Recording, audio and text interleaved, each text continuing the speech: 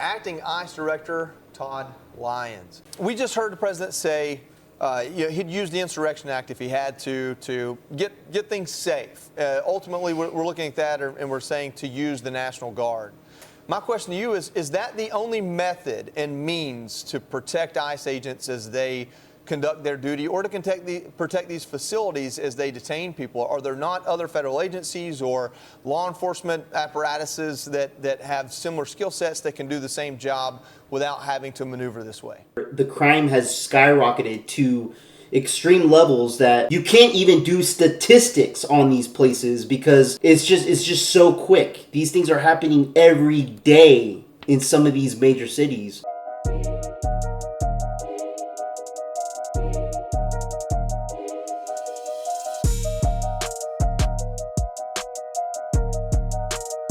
Thanks, Joey. Yeah, first, the video you were showing was great because I was happy to see that the Illinois State Police has now come out and actually seen what we've had to deal with for the past month, right? Too many times we called local agencies to come assist us, and it just fell on deaf ears.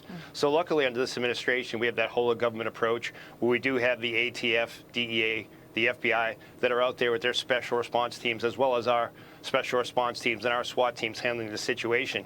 But until we really get the support of the state and locals, that's really key in this situation. And for me, seeing the Illinois State Police come to our aid and now have to battle these peaceful yet violent protesters, if you will, I think they now kind of see exactly what we've been having to deal with the past month.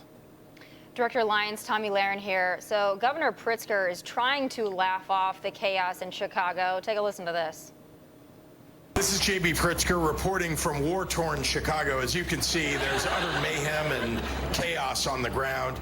It's quite disturbing. The Milwaukee Brewers have come in to attack our Chicago Cubs.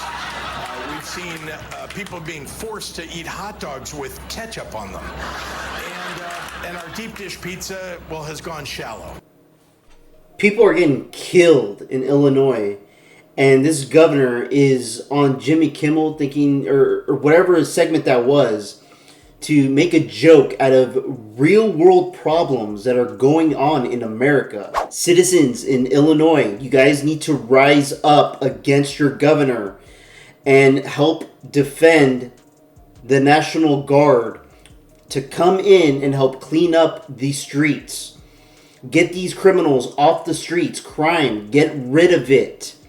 We're starting slowly but surely. We're starting to see some videos out where people in local communities are starting to make clips and quick, 1 minute, 2 minute clips saying, you know what? It's been 2 weeks since the National Guard was sent here by President Trump, and I love it. Someone might get mad at me. And at this point, I don't give a I'm not into politics. I'm not into all of that extra stuff that people be losing their life over. I ain't into all that. But I will say thank you to Trump for bringing these National Guards and doing what they doing down here in Memphis right now. For the first time in 5 years. I've been in my home for 5 years. And for the first time, my kids have been able to play in the backyard and be able to do it comfortably. I haven't heard a gunshot in 2 weeks. I haven't seen strange people walk up and down the street.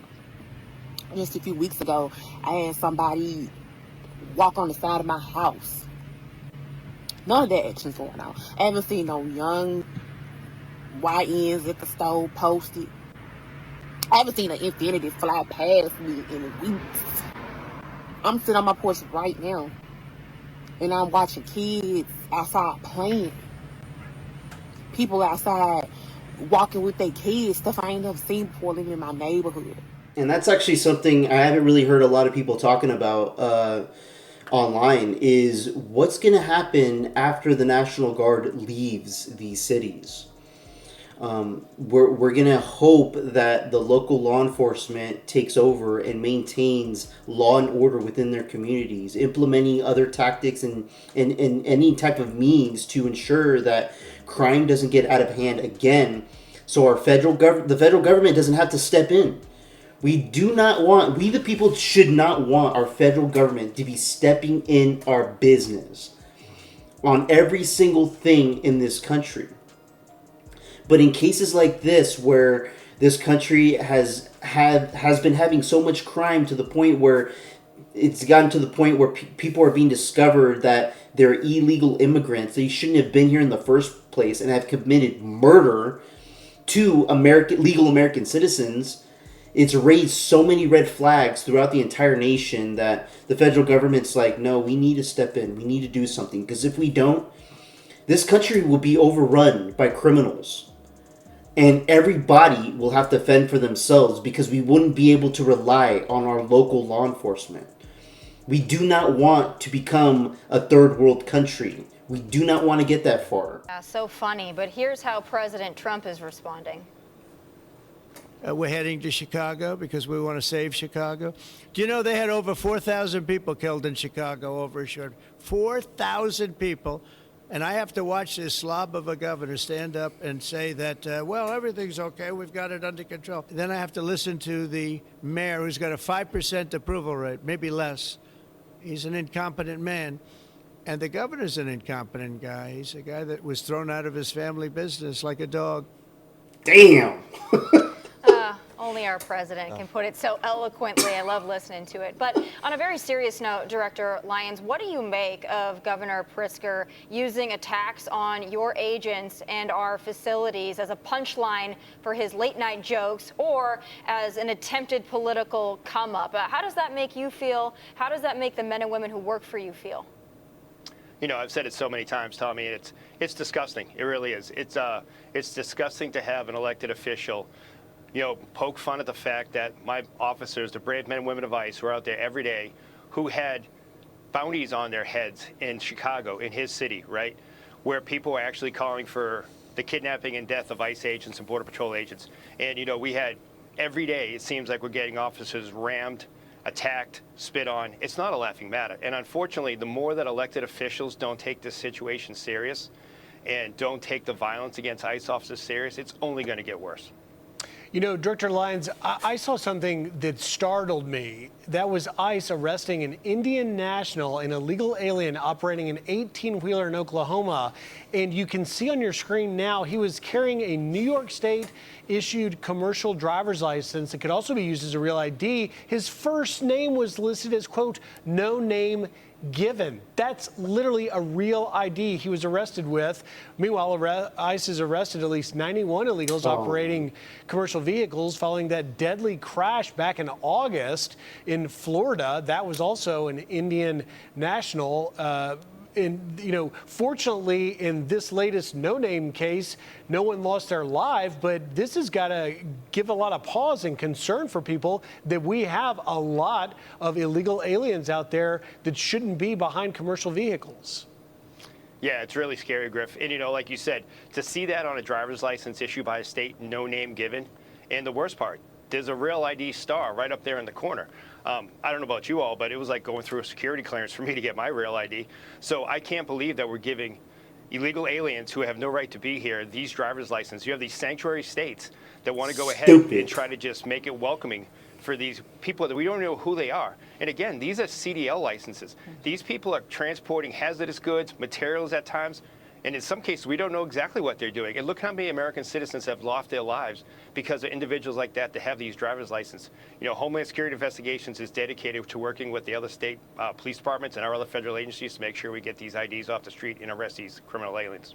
And Director Lyons, you guys have lots of work to do on the ground in Providence, but there's also quite literally issues in the air as well. DHS posted a warning on X in response to a flyer that was going around inviting people in Portland to, quote, laser tag tonight at 9 p.m., which encourages the public to fight against DHS by shining laser pointers at the agency's helicopters. Now, that is a felony, a federal felony that completely illegal. DOJ has been Antifa.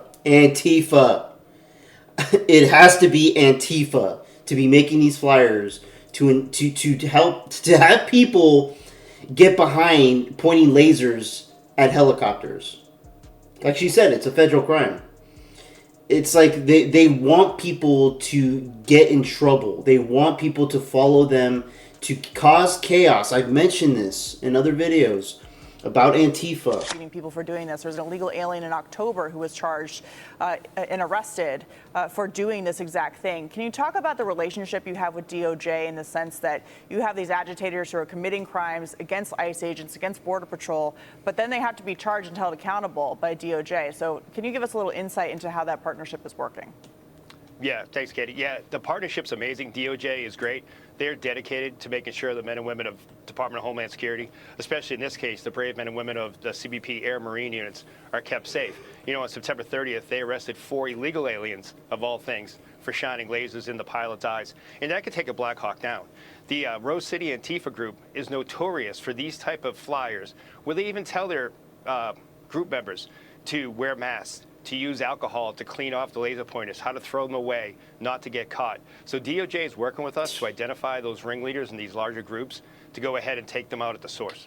In regards to Illinois Governor Pritzker, I think he's a complete joke. Everybody in that state should be very upset and pissed off, actually, about him and what he's saying, what he's doing for that, and what he's not doing for that state, and trying so hard to not allow the administration to come in to help save these people from criminals that are really been taking over this state and major cities for many years.